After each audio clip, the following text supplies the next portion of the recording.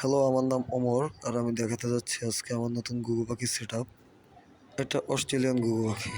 শখ করে শখের বশে এক জোড়া পাখি নিয়ে এসি, যদিও কখনো আমি এই ঘুঘু পাখি পালন করিনি।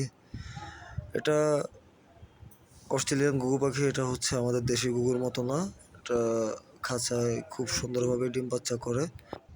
এখন আমার এই পাখি জোড়া হচ্ছে একেবারে নতুন, নর এবং মাদি দোনোটাই নিউ অ্যাডাল্ট। ওরা আগে পরে কখনো ডিম বাচ্চা করেনি।